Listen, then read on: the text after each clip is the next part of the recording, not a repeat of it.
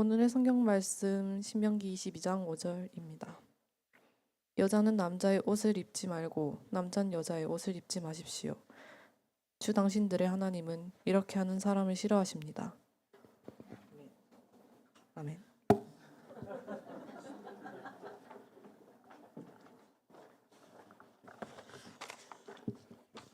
예, 드디어 이 본문을 맞이하게 됐습니다. 제가 넘어갈까 100번 더 생각을 했는데 비겁하다 소리 들을까 봐 몇 주 동안 고민을 했습니다. 그래서 오늘 본문의 제목을, 오늘 설교의 제목을 하나님 앞에 정면 도전을 하면서 지금은 서로의 옷을 바꿔 입을 때입니다 라고 정했습니다. 이 말, 오늘 읽었던 이 말씀은 신명기 우리가 계속 이어가다가 이제 부닥친 본문인데 뭐 아주 간단한 말이죠. 남자와 여자가 서로의 옷을 바꿔 입지 마라. 그거 하나님이 아주 싫어하신다라는 말씀입니다. 제가 그 신명기를 같이 나누면서 참고하고 있는 책이 3권이 있는데 그 중에 한 권이 숭실대학교에서 구약학을 가리키는 김혜권 교수님 거예요. 그분이 쓴 오경이라고 하는 무지막지한 책이 있습니다. 이렇게 두꺼운 책, 값도 엄청 비싸고. 그런데 이제 이분이 뭐 이 시대에 아주 권위 있는 그 구약학 교수 중에 한 분이시고 언젠가 저희 교회도 모시면 좋겠다 싶은 분이십니다. 근데 그분이 오늘 이 22장 5절에 대해서 이제 그 글을 이제 해석을 하셨는데 그 부분을 제가 간단해서 읽어드리도록 하겠습니다. 포괄적으로 보면 이스라엘의 거룩한 복장 착용 규정의 일부다.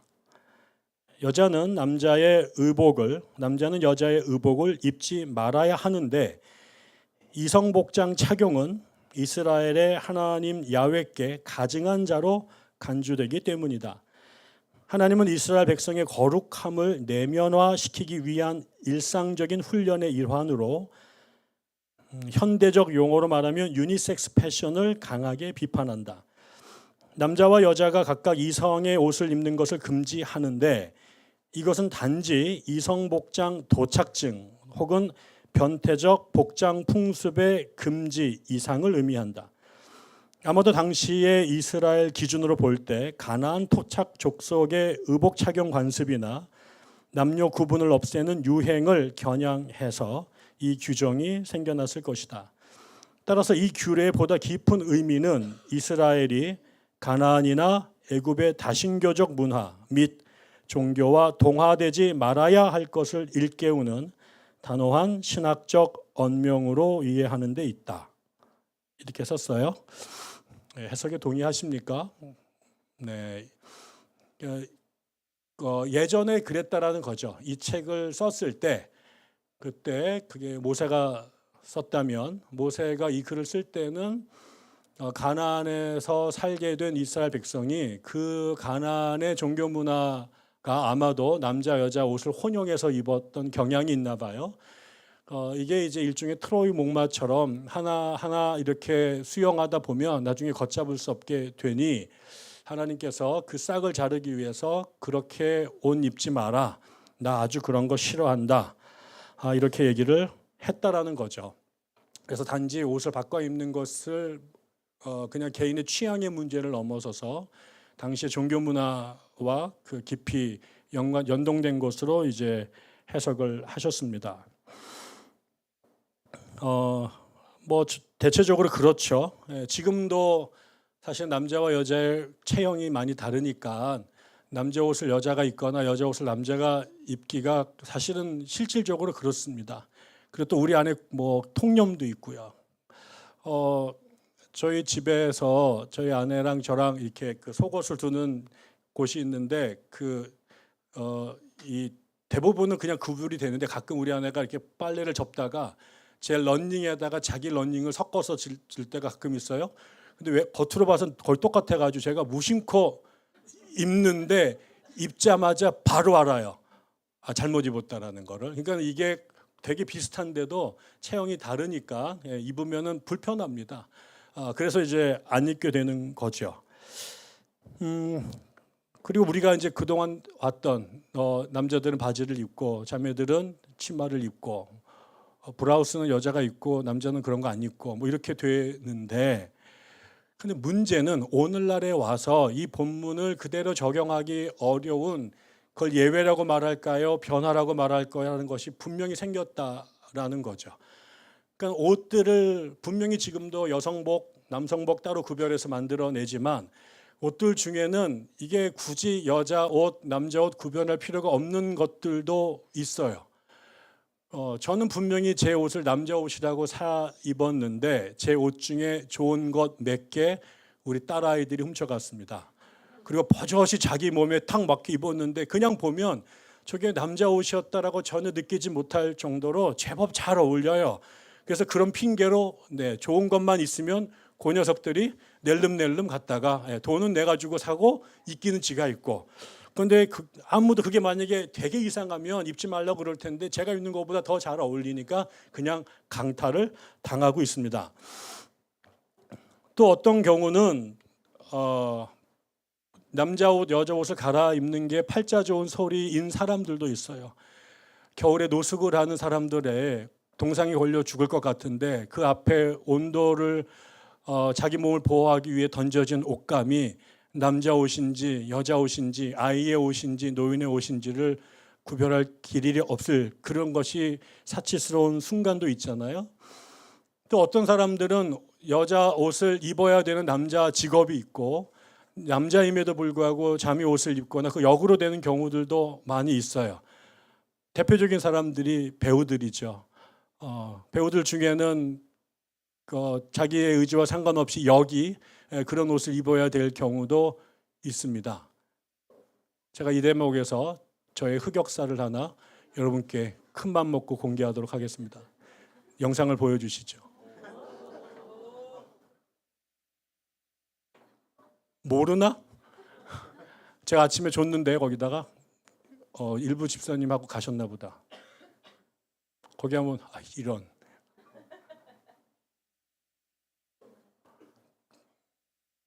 있어요? 네, 강 집사님 도와주세요. 제가 오늘 이 일로 사표를 낼지도 몰라요.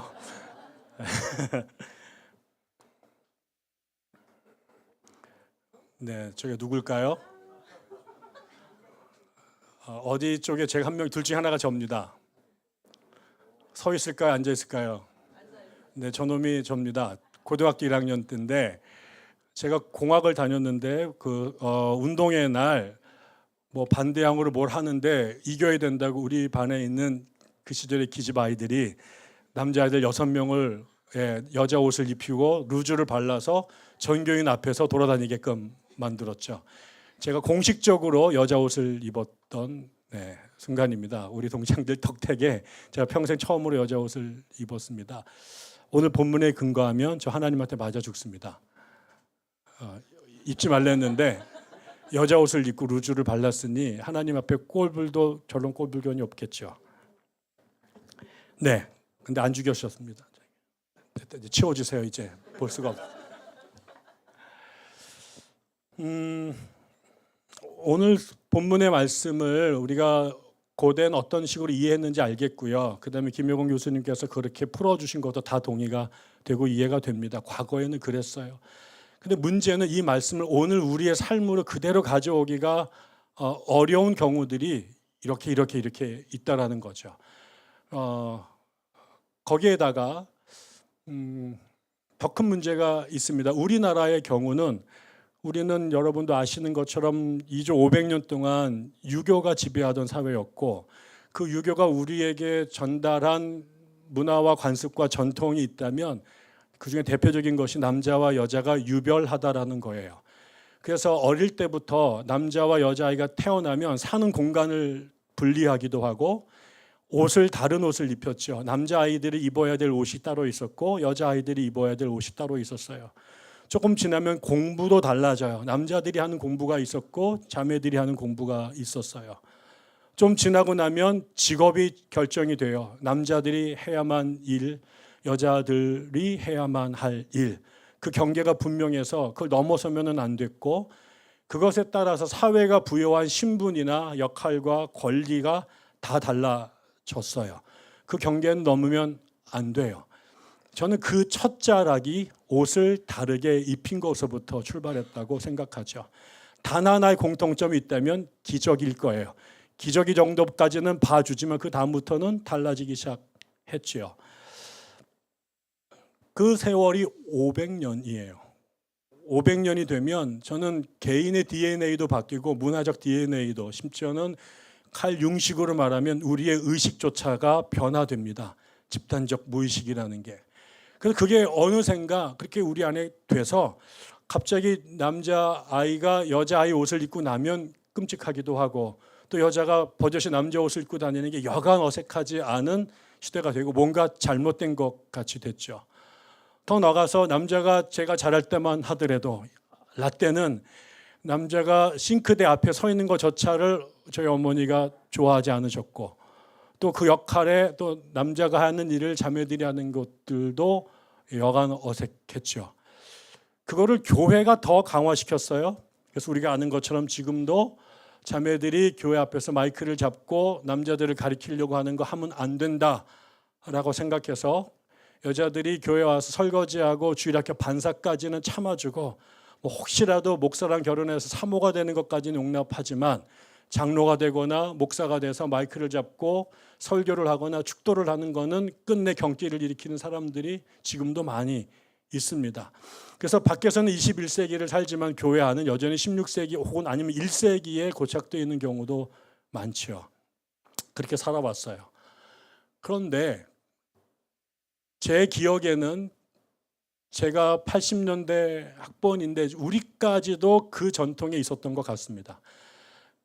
제가 중학교에서 고등학교를 갈 때 제가 자란 동네에 남자아이들 중에 절반은 공고를 가고 절반은 인문학교를 갔는데 자매들은 80%가 여상을 가고 10% 20% 정도가 인문학교를 갔던 것 같습니다. 제가 저희 과의 학생이 정원이 20명이었는데 여하구가 2명이었습니다. 예전에 어떤 분이 텔레비에 나와서 간증하는 걸 들었는데 공과대학교에 들어왔는데 자기가 그 대학 공과대학 최초의 여학생이었고 그 공대 건물 전체에 여자를 위한 화장실이 하나도 없어서 화장실을 가려면 인문대학까지 뛰어갔어야만 했다라는 거죠. 이게 언제부터 바뀌었을까 생각하니까 제 자식들 때인 것 같습니다. Z세대일까요? 요즘의 아이들을 그렇게 부르나요? MZ라고 하는. 제 기억에 우리 아이들 때부터 그런 것 남자 여자 차별 없이 키우기 시작한 것 같아요. 여자아이기 때문에 학교를 안 보내고 남자아이니까 올방에서 그 아이를 대학 보내지 않은 것 같아요. 저희도 딸아이가 셋이지만 한 번도 이 아이들을 남자아이들보다 열등하다고 생각한 적이 없고, 여자아이니까 너는 여상 정도로 인생 끝내면 되겠다는 생각을 해본 적이 없어요. 그러다 보니까 우리 사회 안에서 그 처음으로 남자와 여자들이 동일한 선상에서 출발을 하기 시작을 했는데, 이게 이제 전혀 예상하지 않았던 일을 초래하게 됐습니다. 그건 뭐냐면 그 지난 세월 동안 저희 세대 이전까지만 하더라도 대한민국에서 남자로 태어난다라는 것과 여자로 태어난다라는 것은 마치 이조 시대 때 양반으로 태어나느냐 평민으로 태어나느냐와 만큼 구조적이고 문화적인 차이가 있었습니다. 저도 장남으로 태어나서 어머니가 저에게 올인하셨고, 이 3명을 다 대학 보낼 수 없으니 장남에게 올빵했고, 그래서 제 여동생은 당연히 여상을 가야 되고 제 남동생은 저보다 공부를 더 잘했는데 걔도 공고를 가야 했습니다. 근데 이게 이제 뒤집어지기 시작을 한 거죠. 그러니까 남자로 태어나서 그런 교육의 기회부터가 달랐고, 집안 안에서 어른들이 남자아이를 바라보는 것과 여자아이를 바라보는 눈빛이 달랐고요. 그래서 주어진 막대한 특혜들이 있었습니다. 사회에서도 동정의 교육을 받고 입사를 했음에도 불구하고 남자와 여자의 임금 차이가 아주 컸죠. 뭐 저희 어머니 가끔 말씀을 드리지만 우리 어머니는 공장에서 오래 일을 하신 그 전문적 노동자이신데, 보통 너무 일을 잘하셔서 이 김포 지역에 우리 어머니가 전설의 일꾼이셨고 보통 사람들보다 2배, 3배 많은 임금을 갖고 일을 하셨어요. 그런데도 남성 노동자의 절반에 가까운 임금밖에 못 받으셨고, 그거를 어머니 세대는 당연하게 생각을 했습니다. 그런데 그러던 시절에 이 여자와 남자의 이런 기울기를 똑같이 만들었고 스타트를 했더니 그동안 숨겨졌었든지 혹은 그 기회가 없었던지 이 자매들이 발군의 실력을 발휘하기 시작을 했어요. 저희 아이들도 여자 아이들이었지만 남자 아이들과 같이 공부를 했지만 발군의 실력을 발휘했고, 여자이기 때문에 비이성적이거나 짱구거나 감성에 치우치거나 유약하거나 뜨개질만 하는 아이들로 자라지 않았거든요. 그랬더니 무슨 일이 생겼냐면 한국에서 처음으로 남자들로 태어나서 당연하게 누렸고 기득권이고 가산점이고 특혜였다라고 하는 것을 봉인되자 여자 아이들에게 밀리는 남자 아이들이 생겨나기 시작을 했습니다. 남자이기 때문에 한 점 먹고 들어가던 것을 내려놨더니 여자 아이들과 동일한 선상에서 밀려나는 남자들이 최초로 생겨나기 시작을 한 거죠. 미국에서도 같은 역할들이 생겨납니다. 미국은 전쟁이 벌어졌네요. 전쟁을 계속 1914년부터 전쟁을 1945년까지 하면서 무수하게 많은 남자들이 전쟁터에 가게 됐습니다. 근데 그 전쟁을 돕기 위한 공장에서 노동자들을 구해야 되는데 남자들이 다 가버리고 나니까 자매들이 나가서 일을 해야 됐고 남자가 없었으니까요. 그리고 그러다가 그게 20년 정도 지나고 나니까 남자들이 하던 일을 여자들도 너끈히 잘하게 된 시대가 된 거죠. 군대를 마치고 돌아와서 직장을 가려고 하니까 거기 이미 여성들이 그 자리를 떡하니 차지하고 있게 되면서 남자들이 실업률이 확 치솟게 됩니다. 그때 공화당에서 이 남자들 돌아온 용사들을 표심을 얻기 위해서 공약을 내기 시작하는데 여자들에게 집으로 돌아가면, 여자들이 직업을 그만두고 가정으로 돌아가면 세금 면제 혜택을 주자라는 공약을 내세우기 시작을 했어요. 그러면서 여자들이 집에서 살림이나 하지 밖에 뛰쳐나와서 괜히 일해서 남자들이 일을 못하게 됐다라고 하는 선동을 꽤 오랫동안 해왔죠.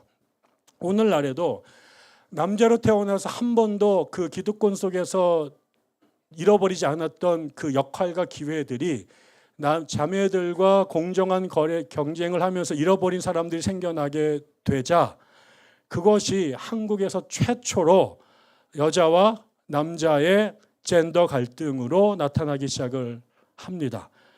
그래서 그동안에 잃어버렸던 자매들의 권리를 찾기 위해서 페미니즘이라고 하는 운동들이 빠른 속도로 확산이 됐고, 그것이 남자와 여자의 평등의 단계를 더 넘어서 또 어떤 사람들은 극단적으로 남성 자체를 혐오하거나 무시하는 경향도 생겨나게 됐고, 또 남자 쪽에서는 한남충이라고 하는 희한한 말이 생겨나서 페미니스트뿐만 아니라 여성 자체를 혐오하고 비난하고 그러는 사람들이 생겨나게 된 거죠.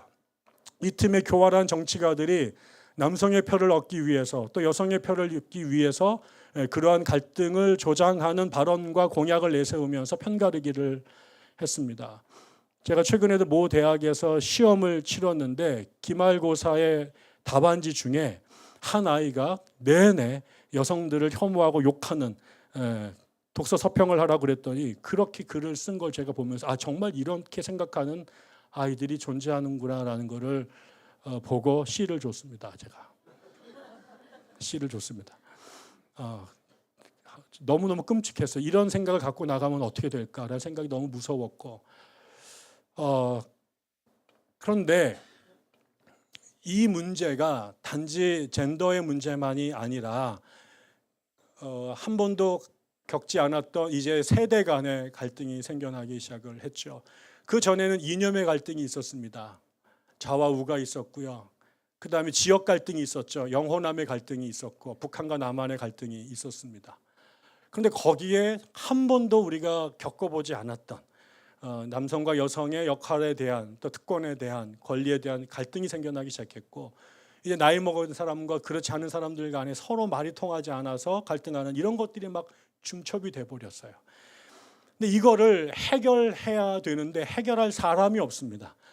문제를 현상을 인지하지만 이걸 어디서부터 어떻게 풀어야 될지가 너무너무나 어렵죠. 왜 그러면 이 문제가 단 하나의 원인으로 귀결된 문제가 아니라 수많은 복잡한 요인들, 역사적인 것, 문화적인 것, 계급적인 것, 정치적인 것, 또 지역적인 것, 또 세대 간의 것이 다 뒤섞여 보다 보니 이 실타래를 푸는 것이 보통 어려운 일이 아니게 된 거죠. 근데 거기에다가 교회는 이 문제를 더 악화시키는데 가장 앞장서고 있어요. 대통령이 여성이 되고 장차관에, 그다음에 심지어는 육군 조종, 공군 조종사에도 자매들이 엄청 뛰고, 저보다 탁구를 엄청 잘 치는 할머니 여성들이 무수함에도 불구하고 그 여성들을 차별하고 그리고 무시하고 배제하는 것을 가장 극렬하고 어쩌면 악랄하게 붙잡고 있는 기관이, 저는 그 중에 하나가 한국 개신교일 수 있겠다 싶은 거죠. 그 모든 일들이 원인이 뭐였을까? 한 번 해결될 일은 없을 거예요. 그러나 이걸 풀어나가야 될 그 첫 지점을 찾아보면 저는 오늘 말씀에 그 첫 번째 원인이 있다고 생각한 거예요. 아이들의 옷을 구별해 입힌 거죠. 넌 남자니까 이 옷 입어야 되고 넌 여자니까 이 옷 입어야 돼 라고 했던 것이 결국은 이 차이가, 그 다음엔 차별을, 그리고는 혐오를, 그런 억압을 낳은 것 아닐까라는 거예요.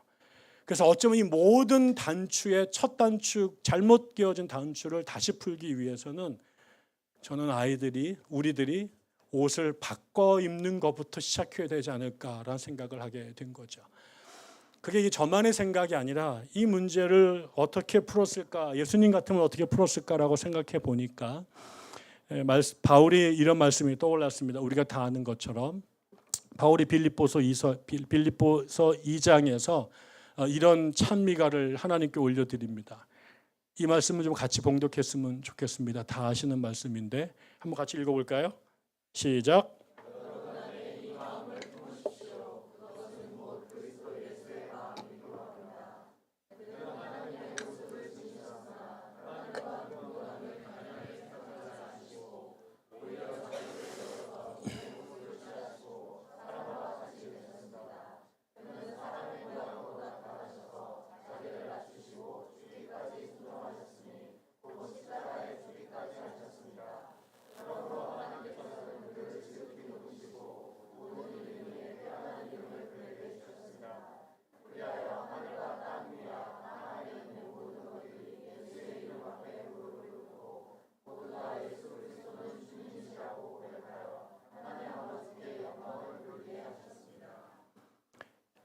성경은 천지를 창조한 이후에 아담의 타락 이야기를 서술하면서 이것이 인간이 갖고 있는 비극의 그 원초이다, 그것이 원래의 가장 중요한 근원적 이유다라고 설명을 한 거죠. 인간들이 하나님의 형상을 갖고 지음을 받았지만 하나님이 아니에요. 근데 하나님과 매우 비슷한 것을 갖고 있습니다. 근데 이것을 용납하기 싫어하면서 인간이 하나님이 되기로 결정하죠. 마귀의 유혹에 넘어가서. 그것이 선악과를 따먹은 것으로 표현이 됐고, 그 다음에는 더 높은 곳으로 올라가서 하늘에게 닿기 위해서 바벨탑을 쌓기 시작을 합니다. 이 땅에 있는 모든 인간들은, 유발 하라리가 호모 데우스라는 책을 썼습니다만 그 책을 쓰기 이전부터 인간 스스로가 신이 되고 싶었던 것 같아요.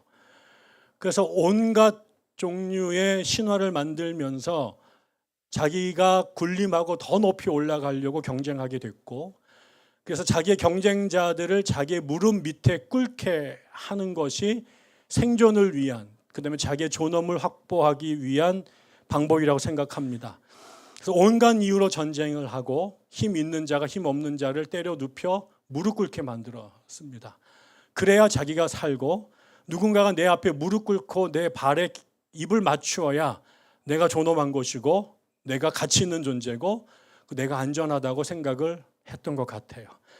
그래서 우리가 사회적 진화론인이 이런 말을 알기 전부터 인간은 그야말로 적자 생존에, 그 다음에 강자가 약자를 짓누르고 승자가 독식하는 세상을 만들어 왔죠.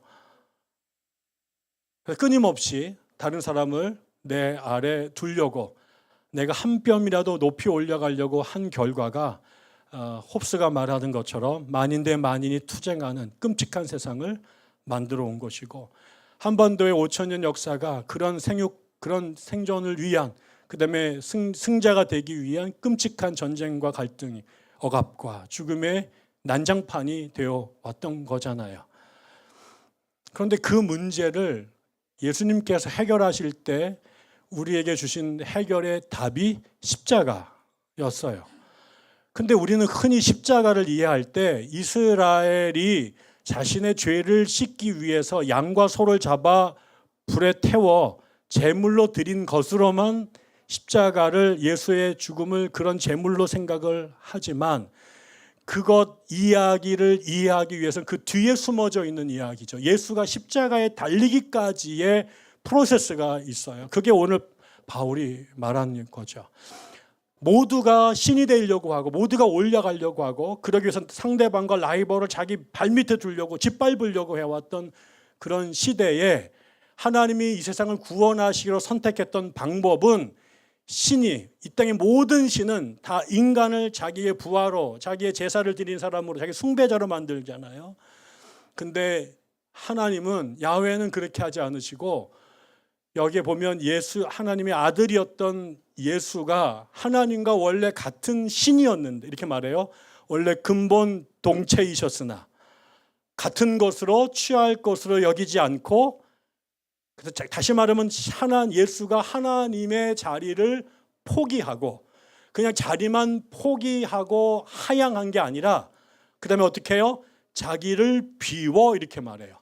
이 자기를 비운다라고 하는 말이 케노시스라는 그리스 말인데, 이게 그냥 겸손이 아니라 그 말을 우리식으로 표현하면, 표현이 그렇습니다만, 만약에 여성의 여성성을 상징하는 것이 자궁이라면 나중에 우리 자궁을 걷어내는 것처럼요, 내 안에 있는 신성이 있는데 그 신성을 지워낸 거예요. 걷어 드러낸 거예요. 그래서 통째로 여성으로서 아이를 생산할 수 있는 능력 자체를 토해버림으로 그 여성성을 포기하는 것과 같이, 신을 신되게 하는, 예수를 신되게 하는 그 가장 근원적인 것을 통째로 드러냈다라는 의미예요. 더 이상 신으로 돌아갈 수 없게끔 된 거죠. 그래서 신분을 내려놓은 게 아니라 신성 자체를 포기했다라는 거예요. 그걸로 끝나지 않고 그 다음에 뭐예요? 죄인의 육신을 입었다라는 거죠. 그래서 사람의 몸을 입었다. 하나님과 동등된 신분을 포기할 뿐만 아니라 자기 안에는 신성을 드러내셨을 뿐만 아니라 자기 몸에 인간의 육신을, 인간의 옷을 입으셨다라는 거예요.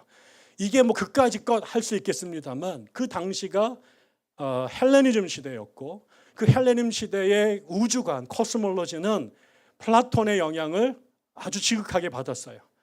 근데 그 사람들은 영과 육의 이원론의 세계였고, 신은 순수한 영적 존재고, 이 세상은 그 영으로부터 타락해 된 물질로 구성된 열악하고 그다음에 형편없는 저열한 종류라고 본 거죠.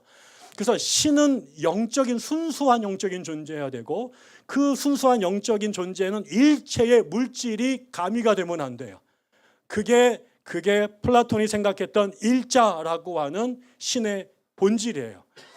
그런데 예수가 그런 시대에, 모든 신은 영이어야만 한다고 하는 그 시대에, 가장 이 우주를 만드신 그 신이 스스로 그 영을 포기하고 육신을 입었다라고 선언했어요.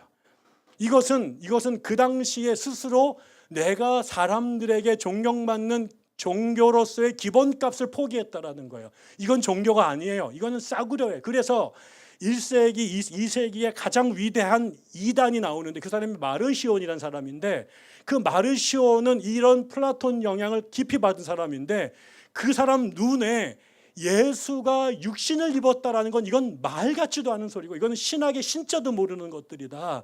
그 신이 나와서 물질의 세계를 창조했다. 이거는 말도 안 되는 거다. 그런 신을 플라톤은 자기의 책에서 데미우르고지라고 하는 일자 밑에 있는 하등신이 세상을 만들었다고 말했는데, 예수를 그렇게 말하는 순간 예수는 일자가 아니라 데미우르고스로 강등시키는 것이니까 이거는 신성 모독이다. 그래가지고 예수의 성육신을 부정합니다. 이 마르시온과 정통교회가 싸웠던 게 초대교회의 가장 큰 위험이었어요. 수많은 사람들이 마르시온의 이야기를 듣고 교회를 떠납니다. 근데 그때 사람들이 마르시온의 해석은 너무나 합리적이고 말이 되지만 정통파 기독교인이 그 신이 자기의 신성을 버리고 인간의 육신을 입고 이 땅에 왔다라는 것은 그거는 가장 저열하고 멍청하고 바보 같은 짓이라고 그래서 생각을 했던 거죠. 그런데 예수는 그 길을 선택했어요. 신의 옷을 벗고 물질 덩어리고 죄덩어리인 사람의 몸을 입으신 거예요. 그리고 그것의 절정이 십자가의 죽음이에요. 십자가는 단지 다시 말하지만 예수의 살을 태워서 그거를 하나님 받으셔가지고 smell good 그런 게 아니라 그것 이전에 하나님이신 예수가 자기를 포기하고 비워내고 그 더럽고 추하다고 생각했던 육신을 입으신 것이 그분이 우리의 죄값을 지고 죽으셔 살리셔서 우리를 다시 이렇게 내려갔을 때 예수가 여기 보면 하나님께서 모든 무릎을 그 발 아래 꿇고 그를 지극히 높이셨잖아요. 그래서 많은 신학자들은 예수가 내려오셔서 인간의 육신을 입으심으로 그 다음에 그 육신을 하나님이 올리심으로 그 육신에 딸려 모든 인간들이 하나님께로 올라가게 됐다라는 거예요. 그게 성육신의 핵심이에요. 모두가 올라가기 위해서 다른 사람을 짓밟을 때 예수는 자기를 비워 사람의 옷을 입으신 거예요. 그렇게 해서 세상을 구원하신 거죠. 결국은 인간이 내가 입어야 될 옷, 너는 네가 입어야 될 옷이 있어. 나는 남자야. 남자 옷을 입어야 되고 남자는 천한 여자의 옷을 입을 수가 없어. 나는 양반이야. 양반의 옷은 상놈들이 입어서는 안 돼. 너는 상놈은 상놈의 옷을 입어. 나는 백인이야. 너는 깜둥이야. 그러니까 너는 깜둥이는 깜둥이의 옷을 입어야 돼. 나는 자유민주주의자고 우익이야. 우리가 입어야 될 옷이 있고 좌파 종북들이 입어야 될 옷이 있어. 라고 선을 끊임없이 그어왔던 거죠. 근데 그 세상은 서로에 대한 끊임없는 적개심과 분노와 원한에 사무쳐서 테러가, 전쟁이, 살인이 자육한 시대가 된 거죠. 그 세상을 바꾸신 하나님의 방법은 하나님이 자기 옷을 내려놓고 자기 바깥에 있는 도무지 같이 갈 수 없었던 사람의 옷을 입으신 거예요.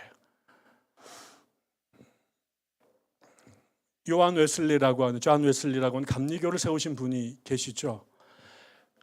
감리교가 이 땅에 나오기 전까지 여자들은 교회에서 1800년 동안 shut up 하고 살았어요. 그냥 입 다물고 설거지나 하고 심부름이나 해 라는 게 교회 안에서 여성의 지위였어요.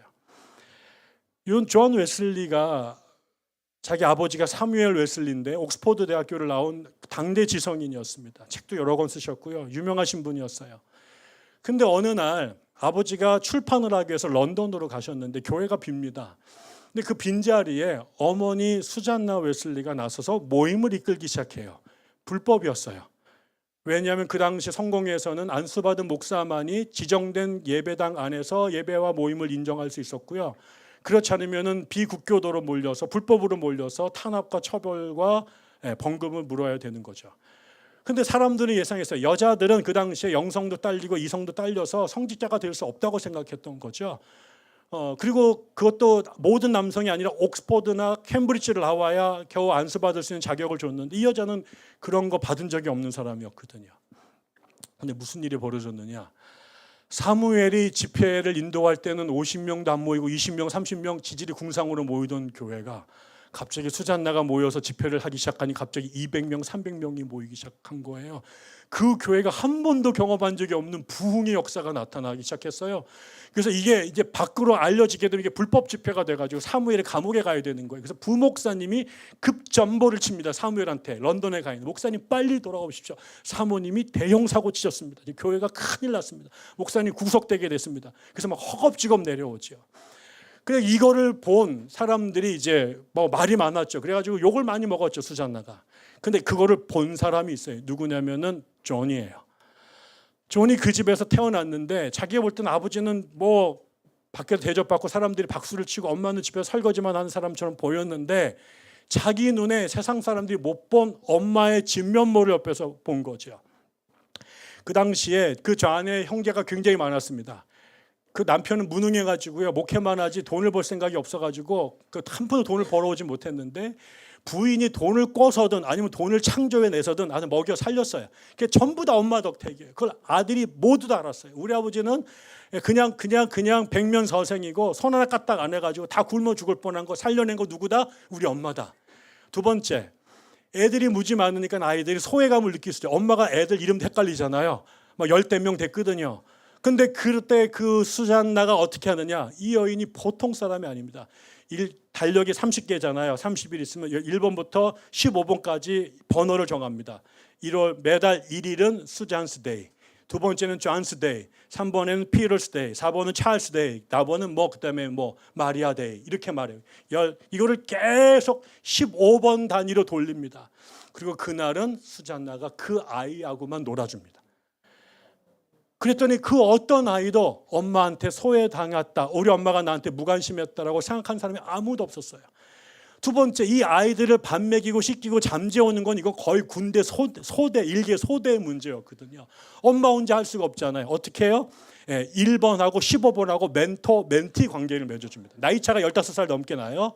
쭉 해가지고 저녁이 딱 되면 버튼 딱 누르면 애들이 쫙 들어가가지고 동생들 다 씻깁니다. 그다음에 옷을 갈아입히고 침대에 쫙 집어넣은 다음에 1번이 15번을 위해서 잠자리 기도해주고 2번이 14번을 위해서, 이런 식으로 완전히 군대식으로 이게 돌아가게 된 거죠. 그거를 존이 보고 자랐어요. 우리 엄마가 시대를 잘못 만나서 저렇게 집에 있지만 기회만 주어졌으면 우리 어머니는 성공의 캔터베리 대주교도 할 뿐이다 라는 걸 알고죠. 우리 아버지는 남자란 이유만으로 태어나서 실력도 없고 무능한데 저렇게 어깨 힘주고 다니고, 우리 엄마는 실력이 탁월한데 시대를 잘못 만나서 저렇게 사는 것 너무 부당하다. 그래서 나중에 어떻게 돼요? 웨슬리가 이제 목사가 됩니다. 목회를 하는데 제가 아는 한 한 번도 아버지한테 아버지 목회 어떻게 될까요? 물어보지 않아요. 근데 모든 문제가 생길 때 목사 사모였던 엄마한테 편지를 씁니다. 그럼 어머니가 아들아 이렇게 해라라고 답신을 보내죠. 그게 웨슬리의 목회 지침서가 돼요. 그래서 웨슬리가 감리교 운동을 하면서 영국을 순회를 하면서 전도를 하고, 그 전도를 모인 사람들을 클래스라고 하는 모임으로, 이게 속회예요. 감리교 속회. 그걸 다 모아서 소사이어티를 만들었는데, 그 속회에 웨슬리가 처음으로 도입한 제도가 그 속회의 속장을 자매를 세웁니다. 영국에서 한 번도 벌어진 적이 없어요. 평신도들에게 설교할 기회를 주고 자매들에게 속장이 될 수 있는 능력을 준 거죠. 그랬더니 남자보다 2만 배 잘하는 자매님들이 나와서 이 감리교가 부흥하게 된 거예요. 그거를 감리교가 알아서 그 다음에 남리교에서 다른 데랑 다른 게 또 뭐였느냐, 같은 프로테스탄트에서도 모든 미국에서 이제 19세기에 대선교 시대가 열립니다. 그래서 아시아로 태평양 건너서 선교사들이 막 갑니다. 교단마다 교단 선교위원회를 만들었어요. 그런데 감리교에서는 자매님들이 자기들끼리 감리교 해외 여성 선교회를 따로 만듭니다. 여집사들이. 그리고 그 사람들이 뽑아서 조선에 자매를 보내요. 그 사람이 메리 스크랜튼, 우리나라 이화여대를 세우신 그분이에요. 그분은 목사도 아니었고요. 여자 집사가 감리교 본부가 아니라 여자 해외 선교위원회에서 파송한 자매였고, 그래서 그 시절에 19세기에 아시아로 중국과 일본과 한국에 감리교 여성들, 미혼 여성들이 의사, 간호사, 교사로 와서 한 번도 그 당시 장로교는요 이런 기회를 여자에게 주지 않았어요. 그래서 그 사람들이 할 수 있는 것은 목사 부인, 선교사 부인의 역할이 돼요. 그래서 우리나라에 최초로 왔던 장로교 의료 선교사가 뭐지, 뭔 일이 있는데. 아무튼 그게 그 여자가 이름이 갑자기 생각이 안 나요. 그 사람이 우리나라 최초의 여성 의사로 왔는데 홀딱 호레스 언더우드와 결혼을 해버리고 선교사직을 내려놓고 부엌대기가 됩니다. 근데 감리교 여사들은 학교를 세우고 병원을 세우고 교사로 리더십을 발휘하게 된 거죠. 웨슬리가 엄마를 봤기 때문에 그래요. 그리고 어머니의 옷을 입어봤어요. 그랬더니 남성 못지않은, 이거는 태어날 때부터 남성은 이성적이고 여자는 감성적이고, 태어날 때부터 남성은 성직자가 되고 신부님이 되고 여자는 수녀님으로. 여러분 카톨릭 교회에서 신부님은 사제예요. 성직자죠. 수녀는 평신도입니다. 카톨릭은 여성에게 안수를 주지 않아요. 물론 수사들도 평신도고, 그러나 그 수사들이 사제를 겸직할 수 있는 가능성이 열려져 있습니다. 근데 수녀들은 결코 사제가 될 수 없어요.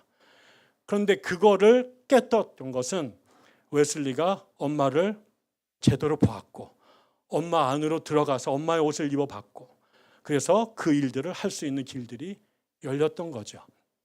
저는 이 복잡하고 어려운 문제가 뭐 옷 바꿔 입는 것으로 옷 바꿔봐 이런다고 해결될 것은 아니지만, 제가 지금 옷 바꿔 입으라는 얘기가 무슨 얘기인지 또 못 알아듣고 저기 가서 전부 다 옷 꺼내 입고 서로 이렇게 이런 사람은 없을 줄로 믿습니다.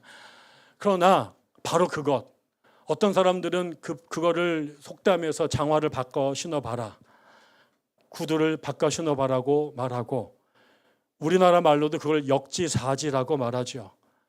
그리고 이 문제를 해결하기 위해서 유명한 철학자들이 내세웠던 답도 다 똑같습니다. 마틴 부버라고 하는 20세기의 가장 위대한 유대교 철학자들은 그동안 우리의 모든 문제가 나와 너의 관계를, 나와 그것에, 나와 사물의 관계로 봤는데, 당신을, 내가 주인이지만 종을, 남자지만 여자를, 흑인이지만 백인을 나와 그것이 아니라 나와 너, 나와 당신의 관계로 볼 때 이 문제가 풀리기 시작할 거다. 레비나스라고 하는 철학자는 타인의 얼굴을 보라 이렇게 말합니다. 타인의 얼굴을 보라. 내 얼굴만 쳐다보지 말고 타자의 표정을 읽으라라고 하는 거, 이게 다 같은 말인 거죠. 결국은 교회가 이 땅에 존재해서 너희들 저 물구를 신주 딴 듯이 바꿔서 지금도 남자와 여자는 옷을 바꿔 입으면 안 돼. 그게 결국 남자가 해야 될 일이 따로 있고 여자가 해야 될 일이 따로 있고 남자의 권리와 역할이 다르다라고 하는 것을 고집하는 한, 우리 안에 벌어지는 이 남자와 여자, 또 어른과 아이, 동과 서, 피부 색깔의 차이, 계급의 차이를 넘어설 방법이 없을 거예요. 그러나 우리가 이 말씀처럼 예수가 자기를 비워 사람의 옷을 입었던 것처럼 우리가 서로의 옷을 조금씩 바꿔 입어보는 용기와 결단이 있다면, 그 자리에서 웨슬리 안에 변화가 나타난 것처럼 우리 안에도 중요한 변화의 물꼬가 트지 않을까요? 그거 하는 순간 너는 자유주의자고, 더 나아가 너는 종북 좌파고, 너는 종교 혼합주의고 이딴 소리를 들을지도 몰라요. 제가 어젯밤에 다일 공동체에서 특강을 하고 거기서 자고 아침에 올라왔습니다. 다일 공동체는 개신교 공동체고 청량리에서 밥퍼주는 노숙자 사역을 하던 공동체잖아요. 거기 사람들이 공동체 생활하는데 오늘 어디 가냐 그랬더니 전 교인이 성공의 대성당으로 예배드리러 간대요. 다음 주에는 카톨릭 성당에 가서 예배드린대요. 그 다음 주에는 춘천에 가서 메노나이트 사람들과 예배드린대요. 전부 다 자기는 예장 통합 사람들이지만 우리가 다른 사람의 옷을 입어보지 않으면 한국을 갈갈이 찢겨 놓은 그 상처를 치유할 길이 없어서 욕 뒤지게 먹는데요. 왜 예수쟁이들이 천주쟁이들 앞에 가가지고 그러고 앉아있고 이게 수녀랑 결혼하더니 이놈 새끼 이상해져서, 이런 얘기 들으면서 온갖 비난을 하는데 아침에 교인들 다 데리고 서울 가서 그렇게 예배를 드린답니다. 저는 우리 안에 어디까지 갔을지 모르겠습니다. 그러나 적어도 우리 안에 기존의 고정관념으로 나와 너는 달라서 절대 같이 살 수 없어 라고 말했던 그것의 벽을 하나씩 깨울 수 있다면요, 제일 먼저 남성과 여성의 전통적 개념들을 조금만, 다 바꿀 수는 없지요. 아까 말한 것처럼 입었는데 불편할 수 있거든요. 그건 어쩔 수 없어요. 그러나 가능한 영역에 하나씩 하나씩 허물어 간다면요.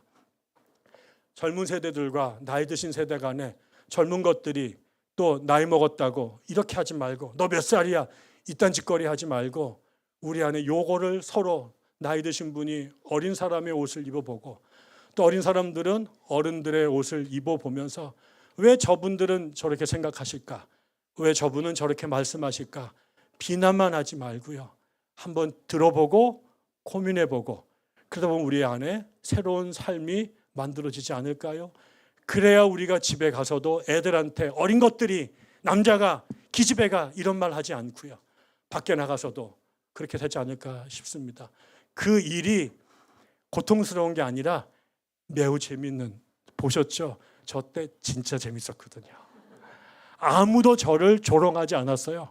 예, 같이 박수치고 덕만이 이쁘네 뭐 이러면서 그렇게 해주셨거든요.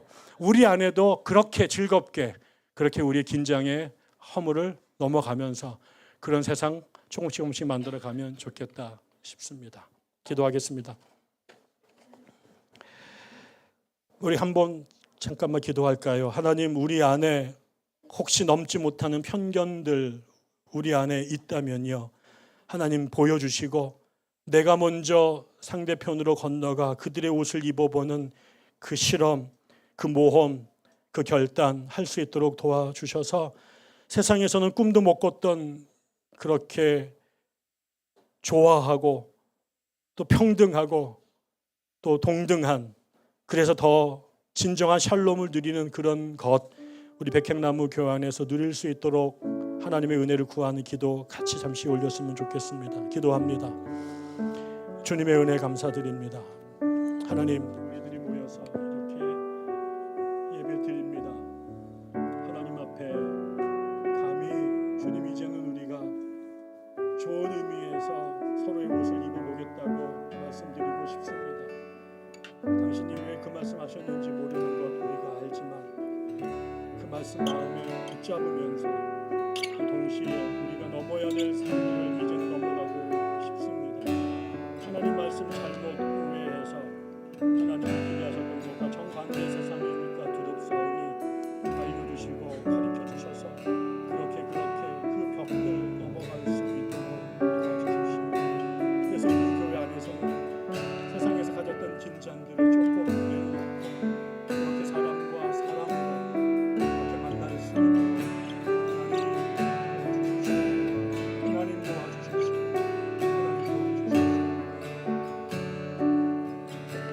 예수님의 이름으로 감사하며 기도드립니다. 아멘. 다 같이 일어나셔서 사명선언문 함께 읽겠습니다.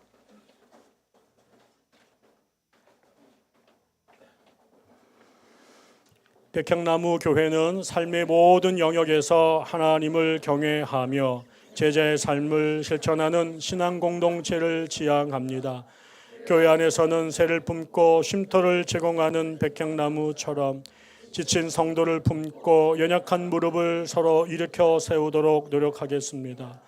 온전한 예배와 성도의 교제를 위해 정성을 다하겠습니다.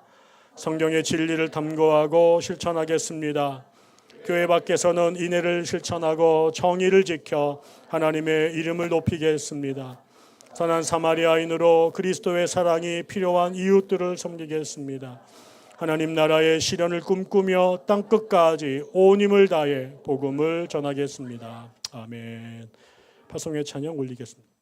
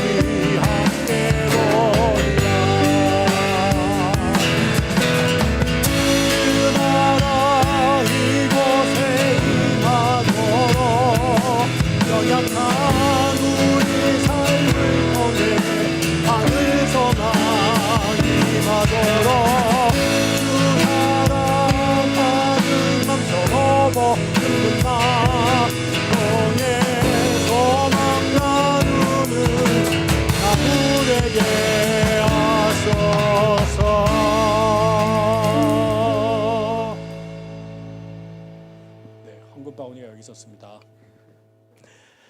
하나님의 은혜에 감사드립니다. 오늘도 예배할 수 있어서 감사하고 또 우리 안에 있는 한계와 그리고 죄에 대하여 또 다시 고민하게 하시니 감사합니다. 어디까지 가야 될지 모르겠고 어떻게 그렇게 할 수 있을지조차도 잘 모르겠습니다. 그럼에도 불구하고 하나님이 부르시는 그 자리가 너무 갈수록 선명하고 또 그곳에 가야 되겠다라는 마음도 생깁니다. 홀로 갈 수 없는 그 길, 옆에 있는 우리 신앙의 벗들과 함께 격려하며 하나님이 우리에게 기대하시는 그 자리까지 자라갈 수 있도록, 변해갈 수 있도록 도와주십시오. 부디 우리 안에 어떠한 이유로도 넘어서지 못할 차이가 없음을 알고 그러기 위해서 먼저 깨달은 자가, 먼저 본 자가 자기의 옷을 벗고 이웃의 옷을 입을 수 있는 결단과 용기가 도미노처럼 우리 안에 일어나게 도와 주옵소서. 예배를 드리며 너무 주님께 감사하고 고마워서 주신 물질의 일부를 당신께 되돌려드립니다. 하나님께서 축사하셔서 이 땅에 당신의 세상 만드시는데 우리가 세운 차별과 또 배제의 장벽들을 허무셔서 더 많은 성 밖에 울고 있는 자들이 우리 안으로 들어오도록 손을 내미는 그 일에 귀하고 온전히 사용될 수 있도록 인도해 주시옵소서. 아픈 자들을 기억해 주옵소서. 물질로 인하여 우는 자들을 지켜 주옵소서. 사람들로 인하여 심령이 상한 사람들을 하나님 굽어 살펴 주옵소서. 믿음을 잃어 기도하고 예배하는 것이 두렵고 교회에 발걸음하는 것조차 버거운 이들을 불쌍히 여겨 주옵소서. 이제는 우리 주 예수 그리스도의 은혜와 극진하신 하나님의 사랑과 성령께서 우리와 함께 하시고 위로하시며 온전케 하시는 성령의 교제가 이제부터 영원토록 우리 가운데 거하시기를 간절히 축원하옵나이다. 아멘.